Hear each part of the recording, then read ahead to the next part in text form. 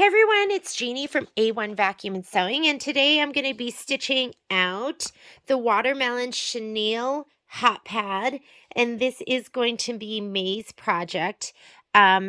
Let's get started. So I have my printed out instructions. I have my design on a USB. Other things you're going to need is we do have a fabric kit for this. So if you want the fabric kit, it's going to come with the stabilizer, cutaway stabilizer, batting, the fabric. It'll come with the little ribbon that's going to be for your little hang tab, your colors, so a green, a black. I have two different blacks here because there's going to be some stitching out of lettering, but it looked pretty thick to me, so I'll probably use my regular 40 weight. When it's really thin and detailed, I use my 60 weight, but I grab both of them. A lot of times the color's not going to matter, and when I have where it doesn't make a difference, and that's, you know, in your instructions when it shows the box with the lines through it like this, and that's a lot of the steps for this, the beginning of this project, I'll use a gray. I don't know. I just like it. It's a little bit darker than the white, but not super dark. So I'm going to use the gray, and then you need a green and like a red or some kind of pink. As far as other tools, you're definitely going to need an iron to press some stuff. I have my KK for spraying things down, but a lot of it we're probably just going to tape. This is my chenille cutter with thread in it. So I love a chenille cutter when you have straight lines. We had a project recently, I think it was spring showers, and you needed to cut because we were chenilling, but it was in a curve, so you couldn't really use this. But if you have straight lines, this is the way to go. A hoop tightener, something to poke out your corners. These are my two favorite poker outers. This is the Clover one, and this is the one from OESD. And my chenille brush, which I couldn't live without. We carry all this in the store, but I love the chenille brush. It's a hard bristle brush, and it just makes the chenille look amazing. And then needles, when I'm doing embroidery and it's not too thick, my go-tos are either going to be my Oregon, and we sell them at the store. They're the Madeira anti-glue, but they're still made by Oregon. And then I also love to use my 8012 Microtex. Super universal. What I really like is the 8012 Microtex, but and then you're going to want an array of cutting tools. This will be really good. These scissors for cutting your corners later on, and then some applique stuff. And we are ready to get started. Let's go to the machine. So when you load your design, there's actually 3 different sizes. So I'm going to go in here and my USB. And there's the 4x4, the 5x7. I cut the kits for the 8x8. So I'm going to go ahead and put my 8x8 in. If you don't have an 8x8 hoop, you can always use an 8x12. If you don't have an 8x8 hoop, they're not super expensive. I would consider adding that to your collection. And I'm going to go ahead and hit set down here in the bottom right. I like to always choose my hoop size, so I'm going to go to my settings button. Yours might be down below. And look, I actually did already choose my 8x8, so I'm going to go ahead and say okay to that. So you can see that it's right there, so you know how much space you have. I'm going to go back to move and recenter it to the hoop and hit embroidery. And we are ready to go. First thing that it wants us to do is actually... we need to do some pressing. So I'm going to come over here. Let me heat up my iron. I did go ahead and set up my, I just hooped up, and what you should have in your kit is you are going to have you'll have a piece of cutaway, soft cutaway. So my iron is fully hot, and the directions say fold 2 back pieces in half, wrong sides together, and press well. So those are going to be, let's just confirm the measurements on the 2 back pieces. Your 2 background pieces are going to be 7 inches by 7 inches. I mean, they're 10 inches by 10 inches. The 7 inch by 7 inch is going to be your background piece. And your 2 back pieces are going to be the 10 inch by 10 inch. So let's pay attention too to how they're pressing it. And they look like they're both going with the line like this. So not this way, not that it totally makes a difference, but we're just going to fold it over this way. If you want it to really stay, you could give it a little press, a best press. I think we're fine though. Just going to go ahead and press that one, and then let's press this one.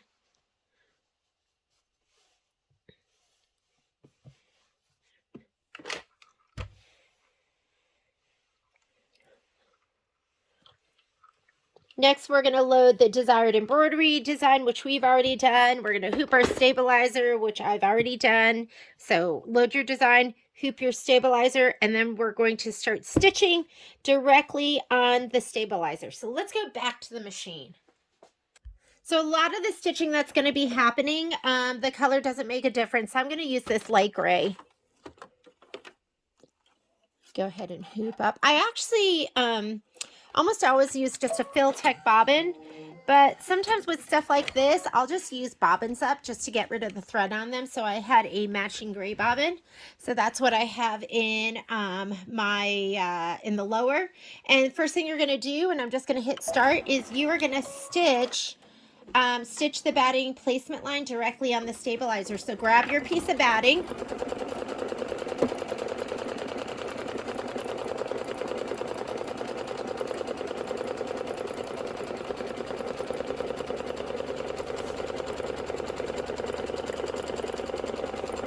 Now, don't forget your batting has a right side and a wrong side. The side that's more like nebby and I guess not as smooth is the wrong side. So I'm going to go ahead and give that a shot of spray. I have my dime spray tent set up right here. And I love this. So here it is. It just pops up. And I just feel like it's not going everywhere. So I'm going to just put my batting in there. We carry these at the store. And you don't need a ton of spray. And I'm going to take that and I'm going to place it right over that stitch line. Let me go ahead and place that down.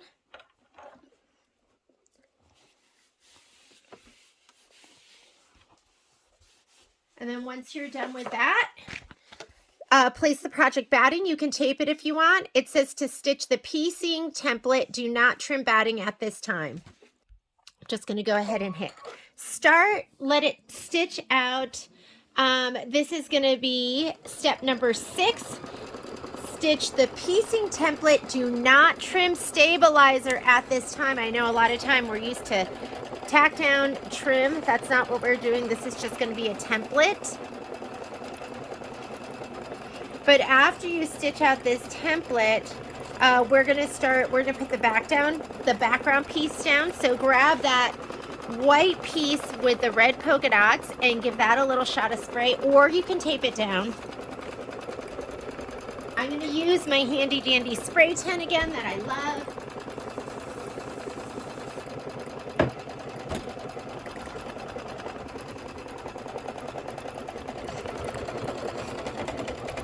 Whoop. It's hitting my spray bottle.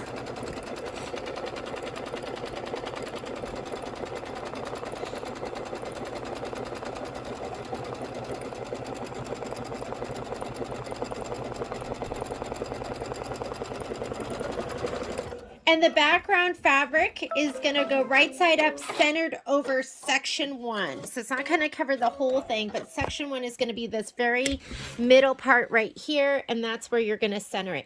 Make sure there's nothing on your batting that's going to shadow through.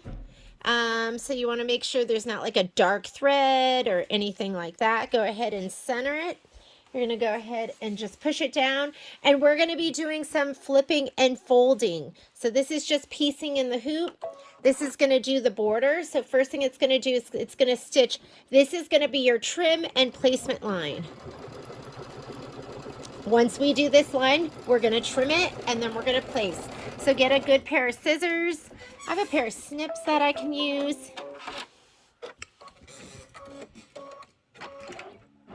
So I'm going to go ahead and just snip this away. And if you want to pull this towards you so it's not right underneath that foot, you can.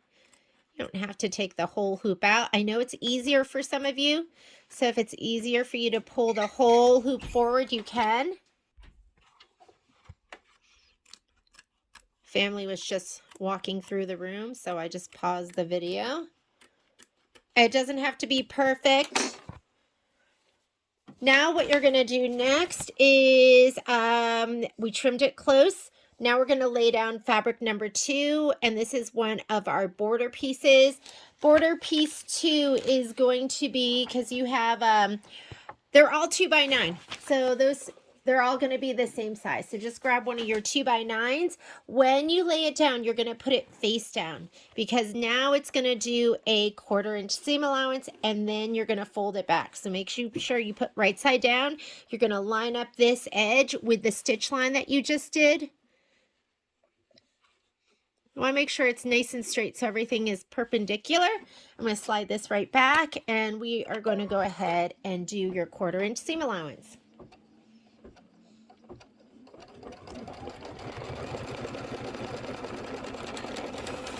And I am going to grab my spray and give that a little shot of spray. So this is the only time I do spray in the hoop.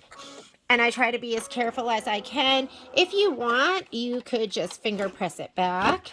You could just do this and just give it a finger press and then tape it back. But I really like to give it a little shot of spray. So I'm just going to go ahead and put my hand here to kind of protect the rest of the hoop.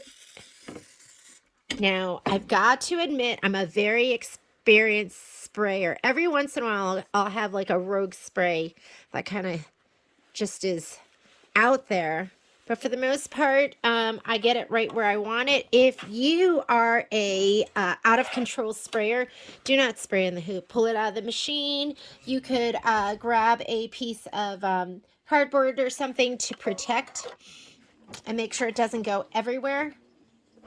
They make like spray shields too. I should look into those. Okay, this is going to be your trim line, placement line. So let's trim. Ooh, I didn't have much extra there, huh? I didn't center it that well. But it was enough, so that's all that matters. And I'm going to go ahead and trim this. I feel like in the directions it says placement trim, but it really should say trim placement. Because the first thing you do is you trim and then you place.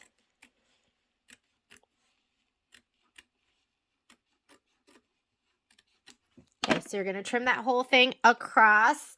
Just pretend like that line extends the whole way. Grab another one of your 2x9 pieces.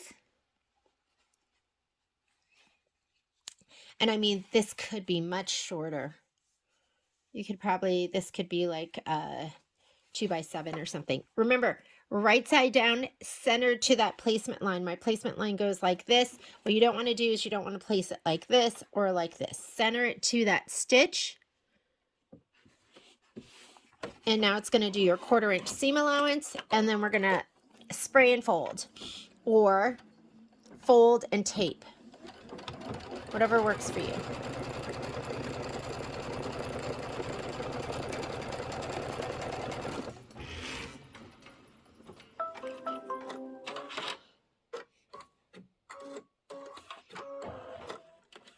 Bring this forward. Gonna give it a little shot of spray.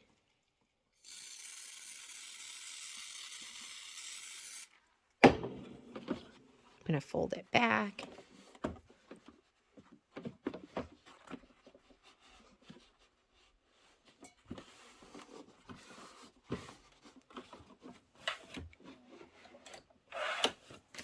All right, next thing. So we just finished piece 3.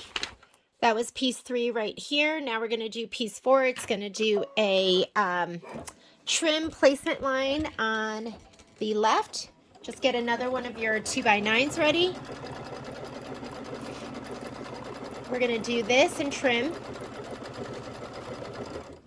I'm going to change my instructions, because if you want to do this again, I say you just make the top and bottom border piece. I mean, you have all that extra. You know, you could do that 2x7 for sure. And now I'm trimming. Just pretend this is a straight line. It extends all the way up and all the way to the bottom.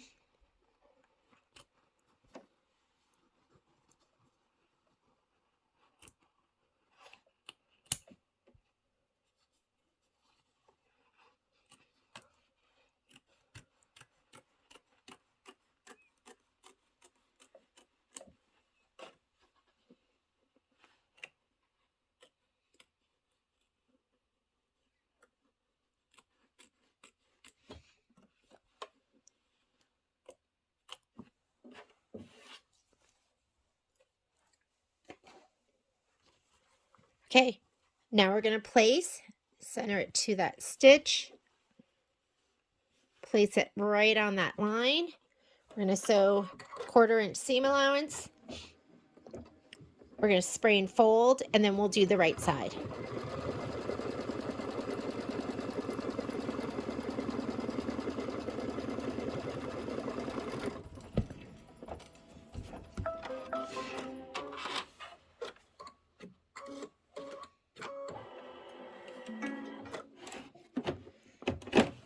Okay, I'm going to give it a little shot of spray.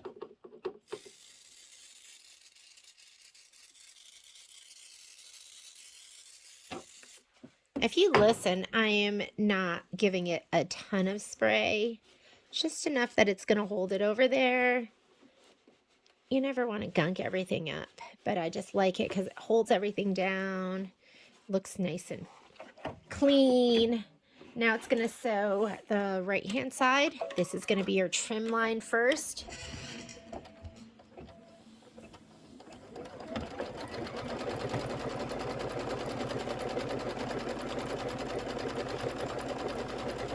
Just looks like summertime already. If you make more of these, you could put, you know, some Insul Bright in there.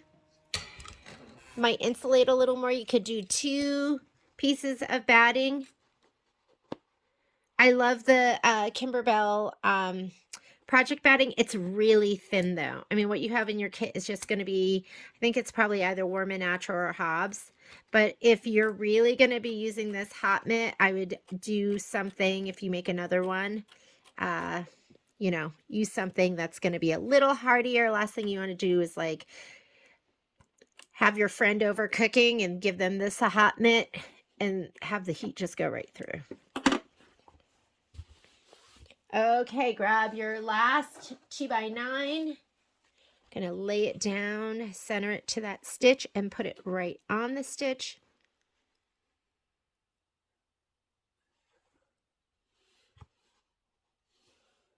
Now it's your 1/4 inch seam allowance. Then we're gonna fold it back, and then we're gonna get into some of the fun stuff.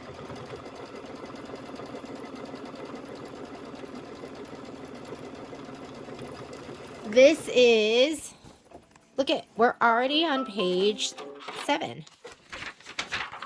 Now we're going to fold it over and we're going to be done with this step right here. Let's go ahead and pull this forward. Get a little shot of spray. Ooh.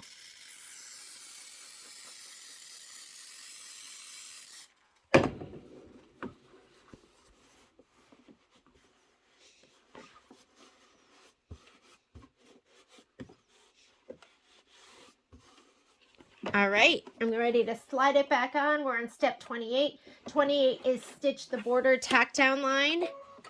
So this is going to go around the whole thing. And then you're going to stitch the cross hatch quilting. So that's the first color you're going to see, and I'm just going to do that in white. You can choose whatever color you want, but I just wouldn't recommend something super distracting. White's a good choice.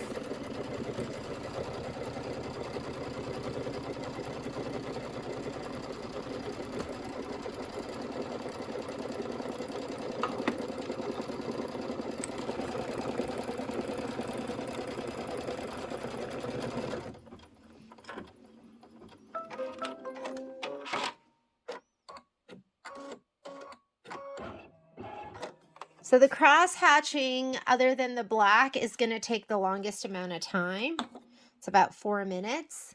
So put your thread in. I need a medium spool cap. I'm using, so if you're using a cone, either use no spool cap or use the little special one that fits in here. No spool cap or the little one. If you're using a spool, you always want to use a spool cap. I'm talking about on the horizontal spool pin, not on your thread stand, if you're using your thread stand. I probably use my thread stand and my horizontal spool pin equally, just because I'm short, and so I almost have to stand up to use my thread stand. So a lot of times I do just use my horizontal spool pin. And here you go.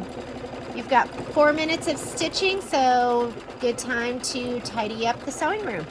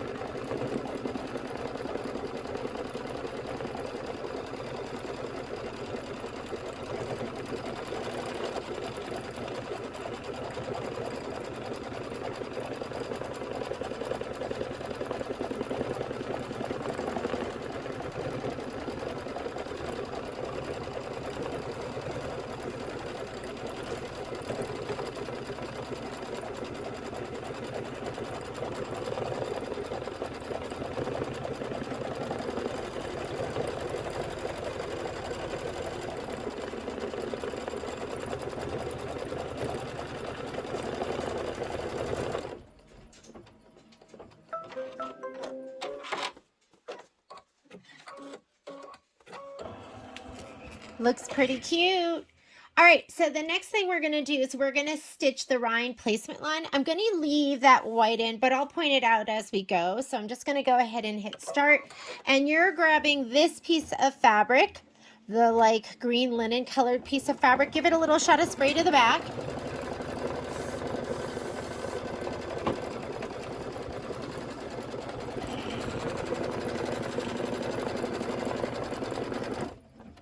And then I'm just going to lay this down over it, and we're going to tack it down. Color doesn't make a difference. I think this is going to have like a, probably it's going to have a satin stitch on it. Let me go ahead and lay that down. And I just want to check it and make sure it's not just a decorative. You know, this one's actually going to have the decorative rind outline. So I would say color actually does make a difference. So I'm going to take out my white. Sometimes if it's a satin stitch, then I don't really worry about what color's underneath. But if it is that decorative stitch that Kimberbell always does, then I always want to match the color underneath. Just because you sometimes see the threads under it. Okay, this is going to be the tack down, and then we're going to trim. Sorry, I just hit the camera. And I'm going to change my notes in there. That thread color makes a difference.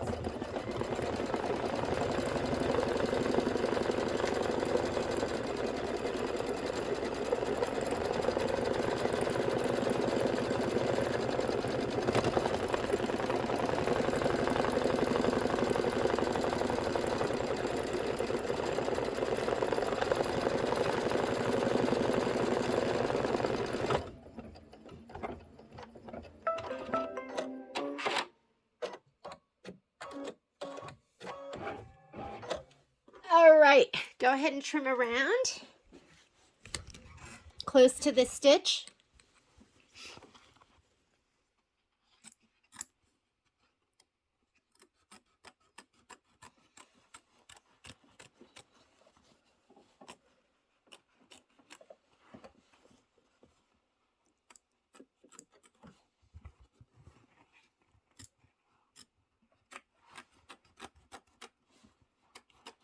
I think it always cuts better when you hold your fabric up at kind of like a 90-degree angle. I find that's how I get my best cuts. All right, and now it wants to do the decorative stitch. This is kind of not totally close.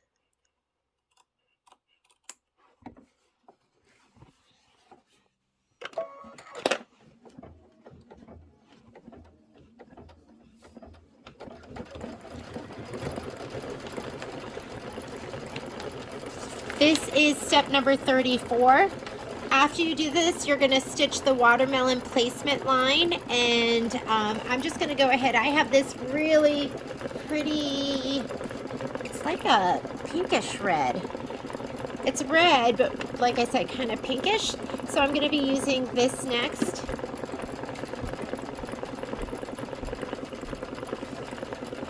This is the fabric we're going to be laying down, and you have 4 pieces of it. One piece is going to be your base layer, and the other 3 pieces are going to be for your chenille. So I'm going to go ahead and just give this base layer piece a shot of spray to the back.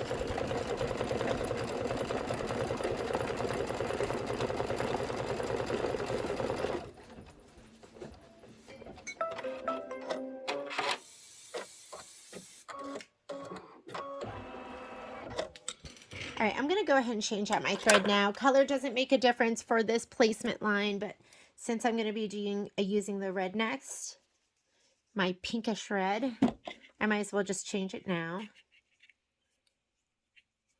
Whoop! Where'd it go? There it is.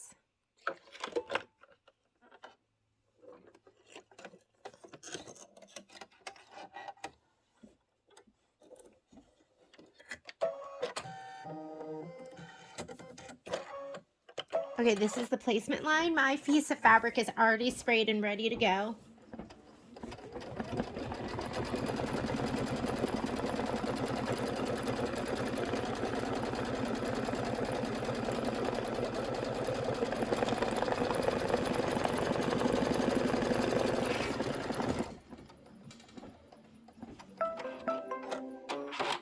Lay it down however you want.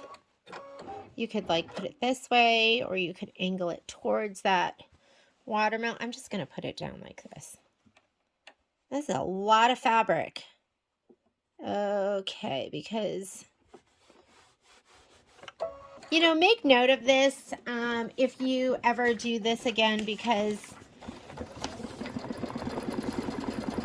there's a lot of waste with this. So these are 6-inch pieces. You could easily get away with maybe 5 by 5, maybe even 4.5 by 4.5. And then after you're done with this, we are going to go ahead and trim it close to the stitch line.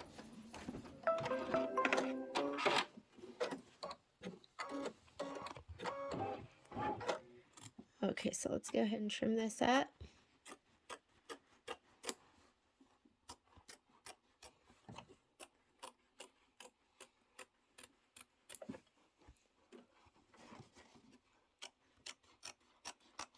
She just did such a great job designing her basic line. I just really love it because it's interesting, and it just like the way she mixes and matches the fabrics. I just find it super impressive. Because, I mean, I've used this fabric so many different times in so many different projects. It looks great as watermelon. All right, so that is this step here, 38 trim fabric close to the stitch line. Now we're going to stitch the watermelon decorative outline, so just go ahead and hit start. And we really only have 4 more steps after this, 4 more stitching steps. So after we do this, we're going to do, this is the watermelon decorative outline. Then we're going to stitch the inner rind satin stitch, and that too you can do in green. And you know, they actually used a really pretty lighter green, and I didn't do that on the very outside part, but I'm going to do it on the inner part. I like my outer part that dark green.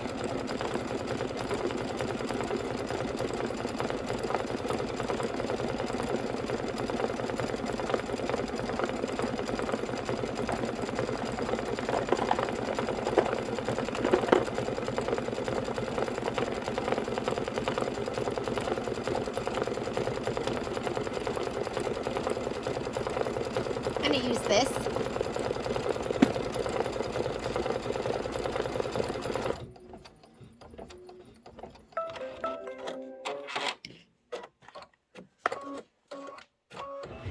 I don't know how you ladies store your thread, but I have a plastic rolling cart that has drawers in it. And so I have one drawer that's all green. So when I'm looking for a green, I just pull it out and then I pick the green that's going to work. I used to keep my thread on racks on the wall, but I love my wall space, and I think it just took up more wall space than I could with my my little drawers. And I also have I have king cones that I keep in these really nice drawers, and it just fits perfectly in there. And I got those at IKEA. So for me, it makes a lot more sense to just store your thread in drawers. I think it's a better use of space. All right, this is for the inner rind. And I just love that I can pull open that drawer and go, okay, where's my best green? And I can see all my greens.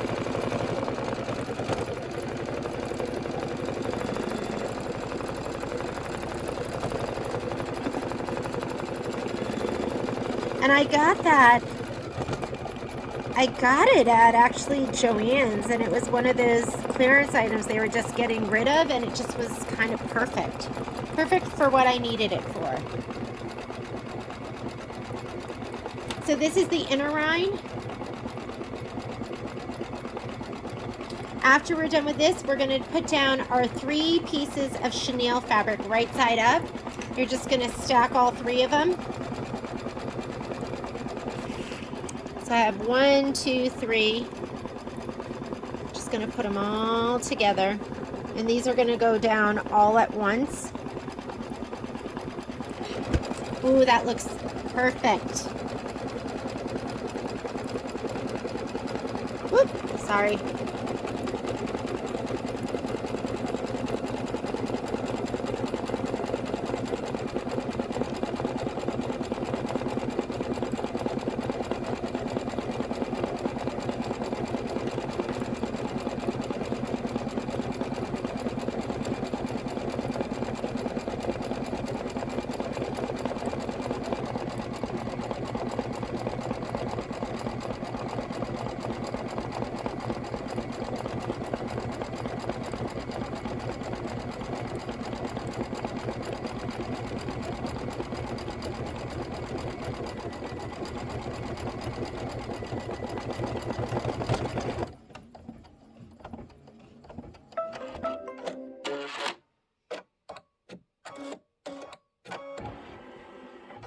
Okay, I'm going to put all 3 of these pieces down.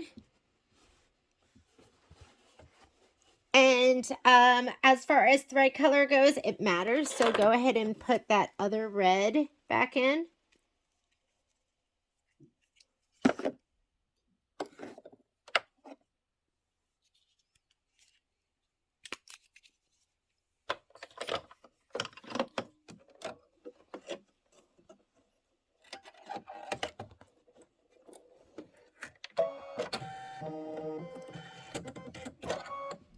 I'm going to hit start. You can tape it down. I'm just going to kind of hold it. Once it does the basting stitch, you don't really have to hold it anymore. Now it's just going to do everything on its own. So it is stitching the watermelon basting stitch and the chenille lines.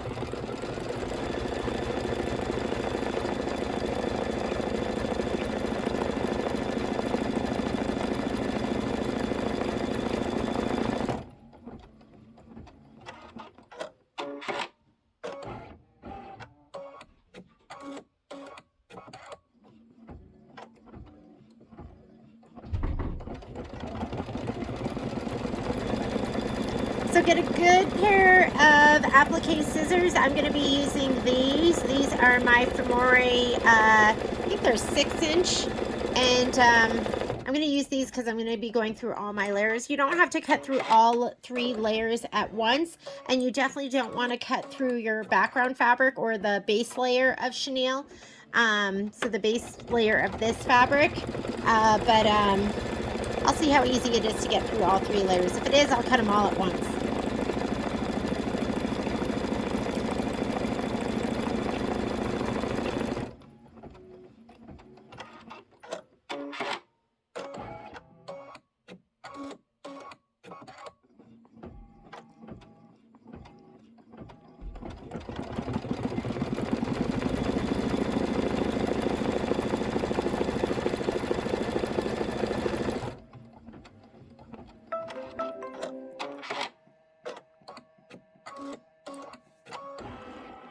Okay, we are in step number 43. It says remove hoop from machine and trim 3 layers of fabric close to the basting stitch line. Do not trim the chenille line, so you're not trimming the straight lines.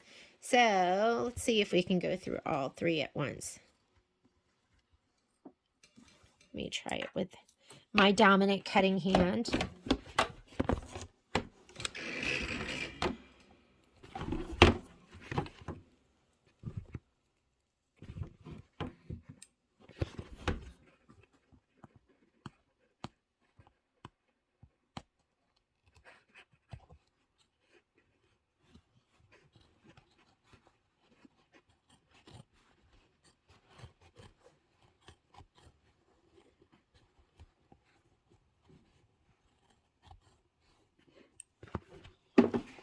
Hang on just a sec. Let's try that again. Oh yeah, no problem.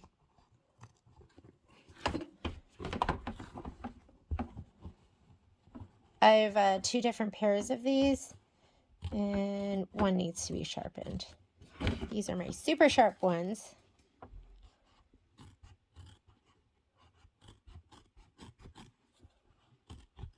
Because why cut 3 separate times when you can do once, right?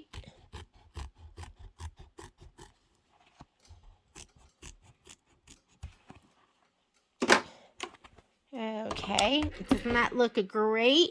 Next thing you're going to do is you're going to remove the basting stitch. So you need a good seam ripper. Let me grab mine. I like to seam rip, and we're taking out this basting stitch that's kind of holding down all the fabric. So what I like to do is I like to cut the stitch from the front and then flip it over to the back. If I can find it. Let me see. I think this is my basting stitch right here. Go ahead and cut it right there. And then what you can do is you can grab this stitch and pull up. And I have gray in the bottom, so I can just pull up and just get that one gray stitch. And it's just easier than picking out every stitch, although some of them get sewn into the, they get sewn in, you know, by the chenille lines. Let me see if I can get that one. And if it starts making like a big old mess, that's fine, because you're going to chenille all this anyways. It's going to look kind of wild and crazy anyways.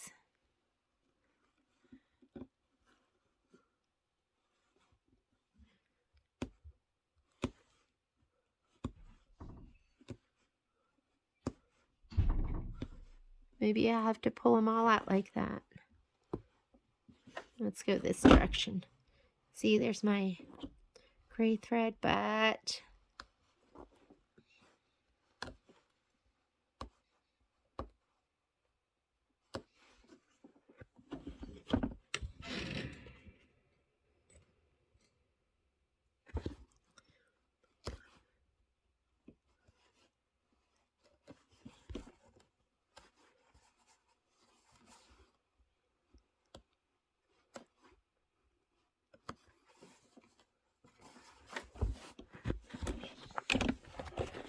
okay, just get all of that basting stitch that's going all the way around. Because they get sewn in, you might have to just pull them out individually. But that's the good thing about basting stitches, they're long, so they're easy to get.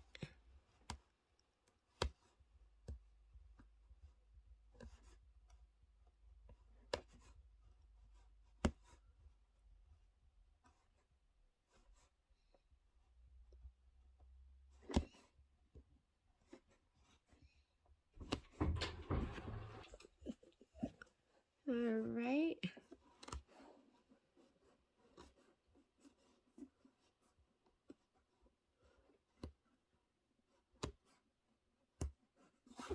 We're going to have to go around that curved edge too. Go ahead and do that as well.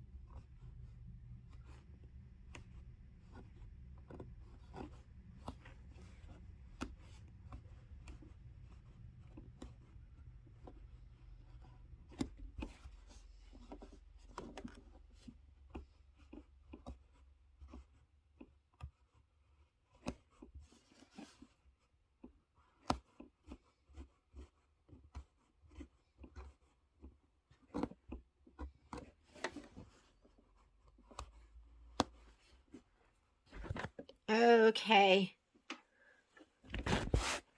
Do you have one of these? This is the, is it ham sponge? But I love them because you just sweep and you can pull up all your loose threads. I mean, how nice is that? And then you can just pick it out and clean it out. But everyone should have one of these. We all need this in your collection. Once you use one, you'll just be like, oh, how did I ever live without that? So we are done with that. If you look at your instructions, that was step number 44, which was remove basting stitch from direction step 42. Now you're going to carefully cut down the center of each chenille row. Shown in blue, and it says only cut through the top 3 layers of the fabric. Do not trim the base layer of the applique. So I'm going to grab my nice chenille cutter, and this has different settings on it. So it has different widths of these. See how this one is thinner? That's my favorite one. Oh, that one's really, really fat. So you're probably going to want to use either the thinnest or the second thinnest. And see how the blade is here, so we can just go ahead and turn this so the blade is set wherever you want it, like right here, for instance, for medium. And you're just going to take this and just run it straight up, and it'll be centered. So, and I'm actually going to set it back to that small setting.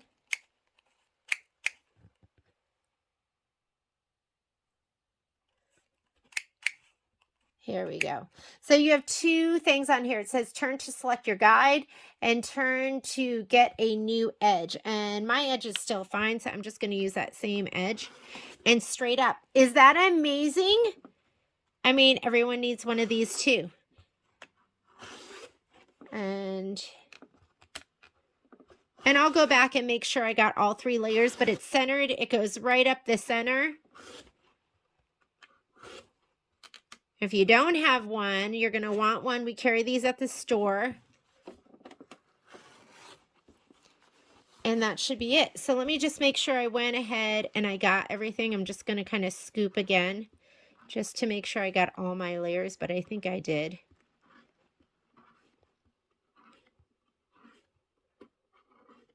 Yep, I got all my layers. I just went ahead and scooped it up to see if I could catch anything else. How fast was that? Fluff chenille with a nail file or chenille brush, and then we're going to return it to the hoop. So let me grab my chenille brush. And once you've chenilled with the chenille cutter and the chenille brush, you'll never want to do it any other way. I mean, literally, sometimes if I didn't have a nail file, I would just do this with my fingernails. It just looks so much better with this chenille brush. I mean, look how cute that is. And fairly effortless compared to all the effort you're going to need to put into it if you don't have these 2 tools. And if you do a lot of Kimberbell, it's worth investing in them. Just send me a note. I'll give you 20% off both of those. Because the chenille cutter, making a big old mess. The chenille cutter is actually kind of pricey. I want to say it's like $35 or $38, something like that. The brush is cheap. It's like $4. So if you're taking this class or doing this Zoom class, let me know. Send me a note and I'll send it to you. But how stinking cute is that? And then come back in with this. Or you could take a piece of tape. It's a little hairy now. You could take a piece of tape and clean it out if you wanted.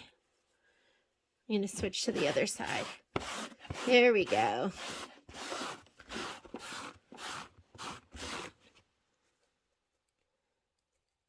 And you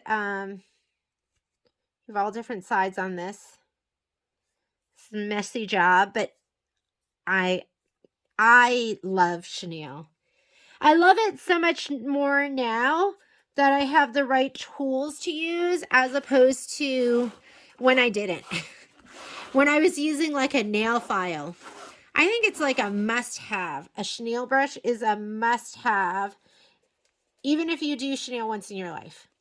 You'll love it. Because you'll go, oh my goodness. Look how cute that looks.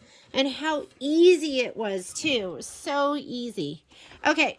So I'm going to go ahead and put this back on. And we are going to do the stitching. Before I do that, I'm going to change my bobbin out. Anytime I do, ooh, I'm so happy. Just almost finished up that bobbin. Anytime I do lettering or black lettering, I can't say always, but I almost always put in a black bobbin. I'm going to put my black thread in too. And this stitching is, it's kind of thick. It's not super thin. I'm just going to use my regular 40 weight thread. If I can reach it. Okay, got it. And let's stitch out those letters.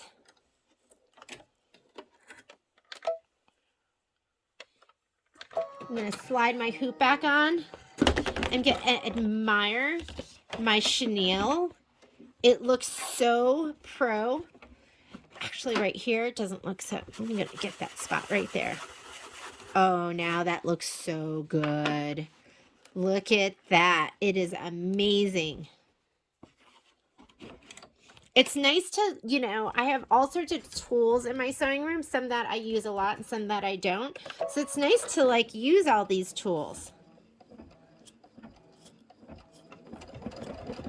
And now it's going to do the lettering. It's stitching out "You're one in a melon."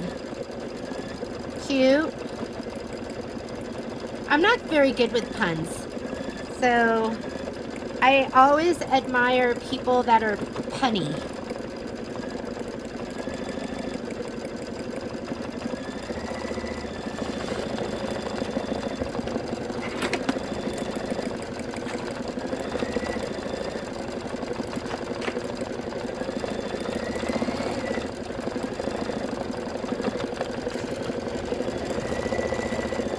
Going to be 2 minutes of stitching and then we're going to put the back on.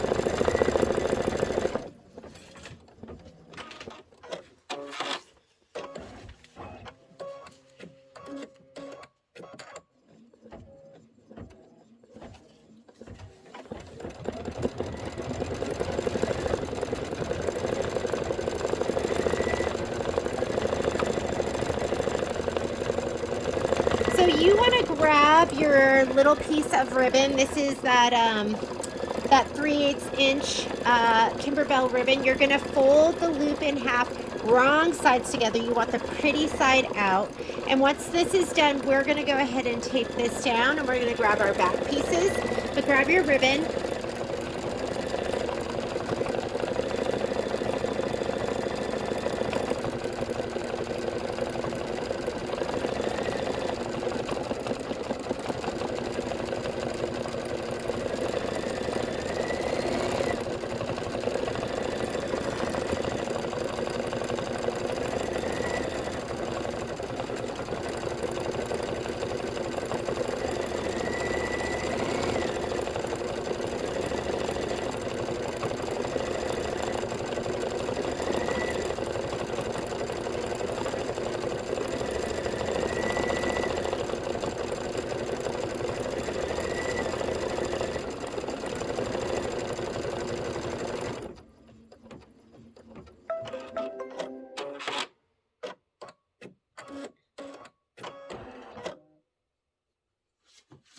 was just changing my notes a little bit. And then now you're going to take that ribbon. I mean, as you go up in size, they had you, like for the 4x4 project, they had you cut this 4 inches. And then for the 5x5, they have you cut it 5 inches. And then for this project, they have you cut it 6 inches. But quite honestly, I think all you need is that 4 inches, because we're going to hang all of this outside. It's not like you want a big old loop. Maybe you could cut it 5 inches, but I'm going to go ahead and pull this down. And they want you to hang it in the upper right-hand corner. So if you look at the directions again, fold the hanger trim, loop trim in half, wrong sides together, and place trim in the top, trim in one top edge corner of the project with fold towards the center of the project. Tape trim in place with tape outside of the stitch area. So they have you doing it right here. Hang on just a second. Let me just confirm, because, I mean, it is going to sew all the way on the outside, all the way out here. So I think we really want to make sure that it is not outside this area here, but outside of this area. You know, where over here. That's going to be where you want it. Otherwise, this doesn't look like it's even making it all the way up here to the corner. And I'm making an executive decision, but I am going to go ahead and fold it right here. I'm going to place it all the way up in this corner here, just like that. So we'll just aim it like this, and I'm going to just have about an inch on either side. So maybe a 5-inch loop, 5-inch piece would be best. Let me grab some tape, and I'm just using my favorite transport tape.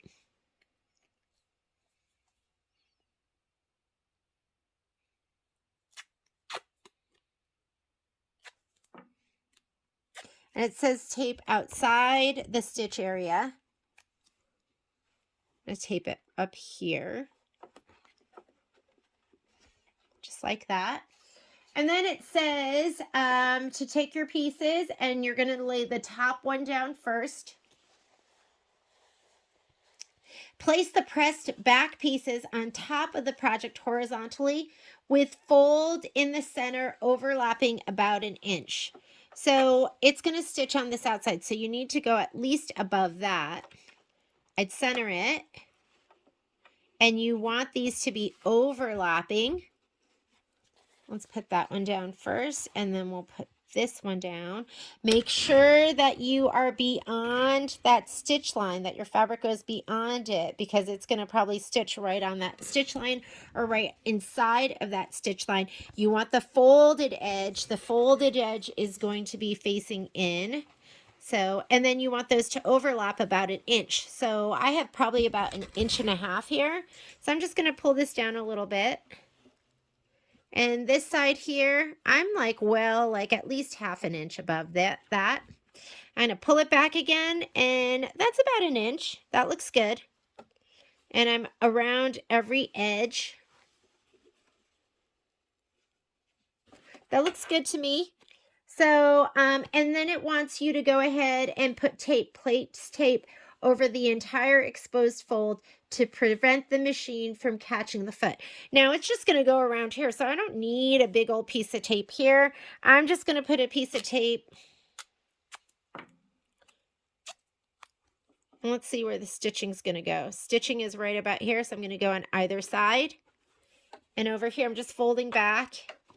And stitching is going to go right about here, so I'm going to go on either side of that. Why use tape on the entire thing? To me, that just seems silly and wasteful. Okay, now it's going to do the outline stitch around the whole thing. Before I do that, I am going to change back to a white bobbin. Let me put my white bobbin back in, and I'm going to put white thread in.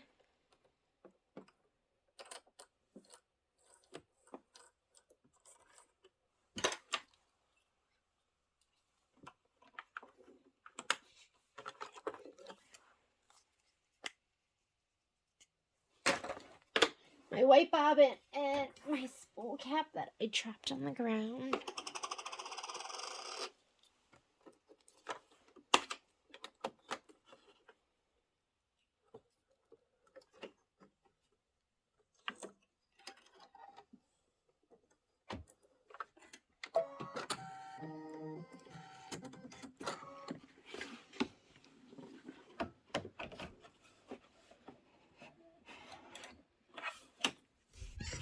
Now I think we're ready.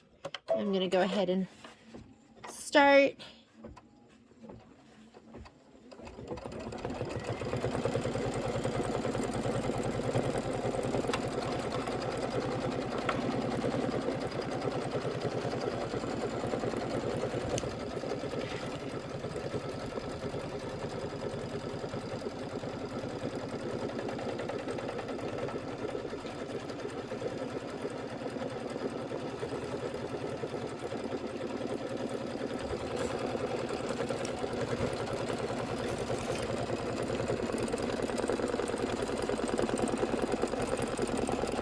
And then we're going to pop it out of the hoop. You're going to remove the project from the hoop. We're going to trim all layers, leaving a 1/4 inch seam allowance, and then we'll clip the corners to reduce the bulk.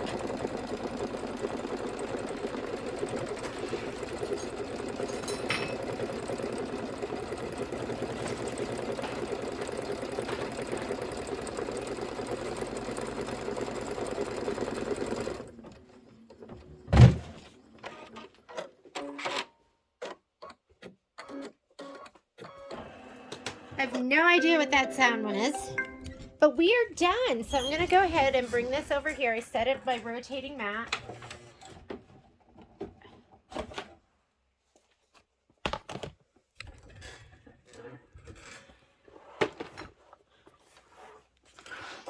Going to pop this out. Let me take off this tape too.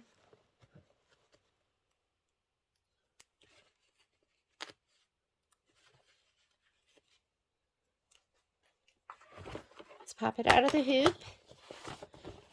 All right, I am a huge Creative Grid ruler girl, but my rep, one of my reps told me to try these Quilter Select rulers, and I can't even describe it, but they're almost gummy on the entire backside.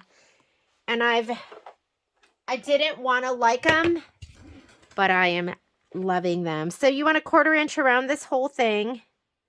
So instead of using scissors, I'm just going to go ahead and use this. Watch out for your little hanger. Well, actually, he can get cut off too, because he's just on the outside. Okay, so I'm going to go 1/4 inch around the whole thing. And I think what I really like about this, these Quilter Select rulers is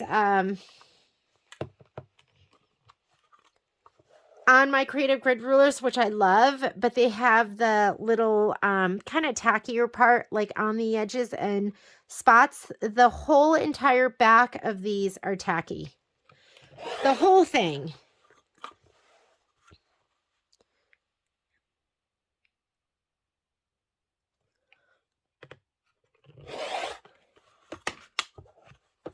All right, and this can all go in the trash. And now you're going to cut those corners. So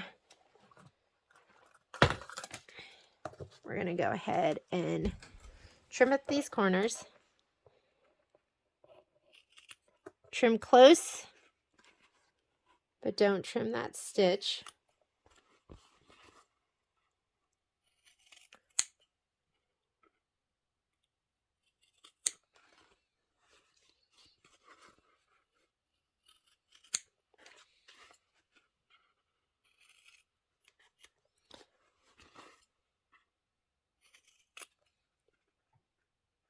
This one I'm not going to go all the way into.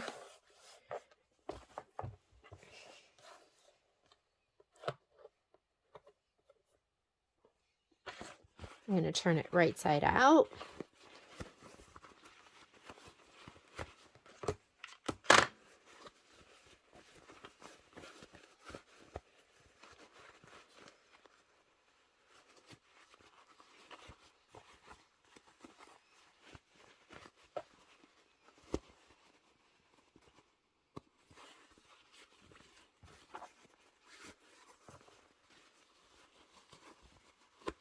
And let's grab your little point turner, whichever one you want to use.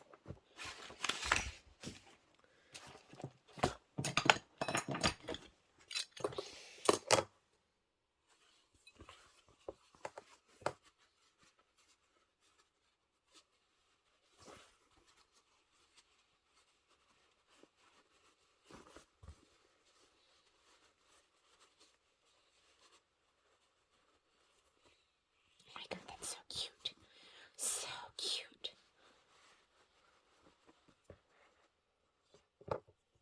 If you want, you can give it a little press just so it lays nice and flat. How cute is that with the little gingham trim right there? Let me move this all to the side.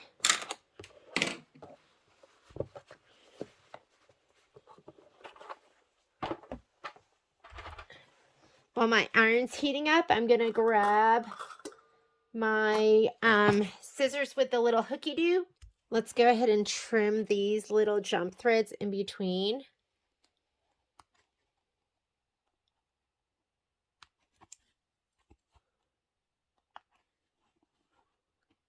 We'll cut this way on this side, flip them the other way for the other side. Or you can use your side hoppers. I mean, that looks amazing. Is this a jump thread here? I can't tell. I think this one is. Is it?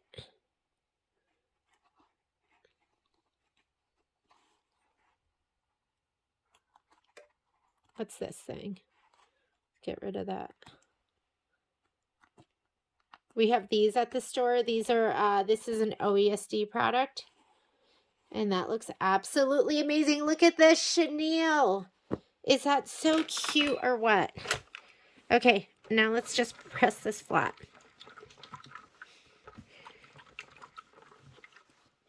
And you're going to want to make a bunch of these. They're just super cute. This is the first one I'm doing, and I would definitely use something heavier than just one piece of batting. And then the other thing you can do is when you're all done, you could take a piece of 1/2-inch steam-a-seam, or you could use just regular 1/4-inch steam-a-seam. I'm going to grab a piece. Just kind of broke off. Let me see. I use 1/4-inch a lot.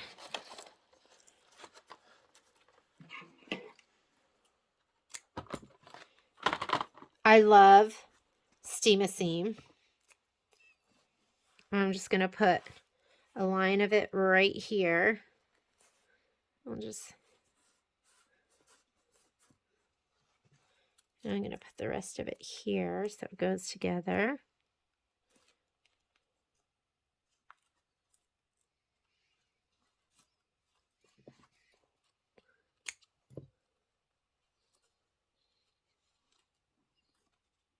Okay, you're going to take your iron and you just want it to stick down.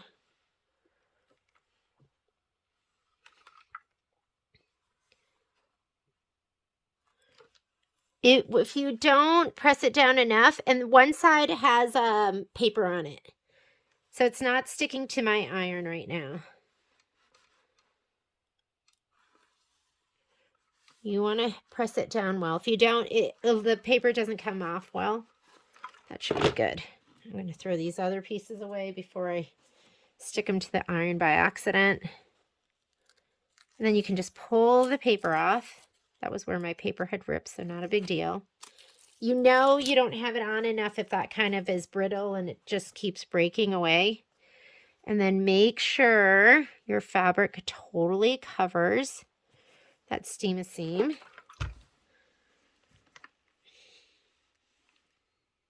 And this bonds permanently when ironed. I'm going through a couple layers though, so I'm really going to give it a good press. And if you want to use some steam,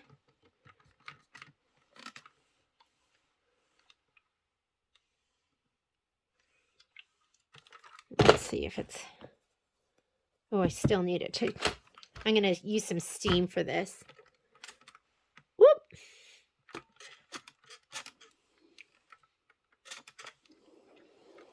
There we go.